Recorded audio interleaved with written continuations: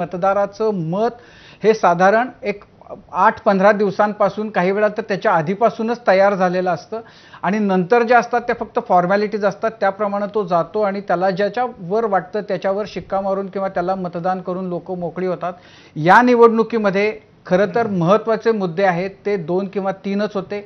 एक होता तो लाडकी बहीणचा किती परिणाम होणार आहे आणि लाडकी बहीणच्या बरोबर आणखीन अनेकविध योजना ज्या सरकारने आणल्या त्या म्हणजे समाजातल्या प्रत्येक घटकासाठी एक योजना घेऊन सरकार आलं होतं लोकसभेतल्या दारुण पराभवानंतर।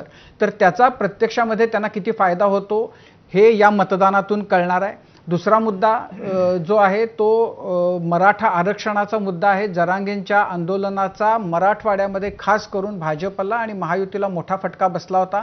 त्यानंतर आता लाडकी बहीणच्यामुळे त्याच्यातून भाजप सावरली आहे का महायुती सावरली आहे का हे आपल्याला मराठवाड्यातून कळणार आहे। आणि तिसरा महत्त्वाचा जो एक मुद्दा आहे तो शेती संबंधीच्या प्रश्नांचा। सोयाबीन आणि कापूस हे 2 शेतीशी संबंधित प्रश्न जे आहेत ते मधल्या काळामध्ये असं झालं होतं की लाडकी बहीणच्यामुळे एक वातावरण भाजप किंवा महायुतीने आपल्या बाजूने नक्कीच केलं होतं। मध्ये बटेंगे तो कटेंगेचा एक विषय आला ज्याच्यामुळे भाजपमधले महायुतीतलेच काही घटक अस्वस्थ झाले होते आणि त्यांना आपलं जे विकासाच्या रथावर बसून जो मार्गक्रमणात चालली आहे त्याला याच्यामुळे अडथळा आला असं त्यांचं मत होतं।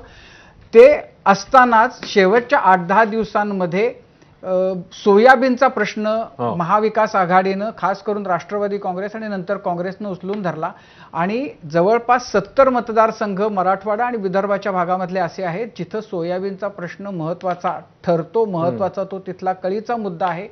जर महाराष्ट्रामध्ये ग्रामीण भाग आणि शहरी भाग असं वेगळ्या पातळीवर विचार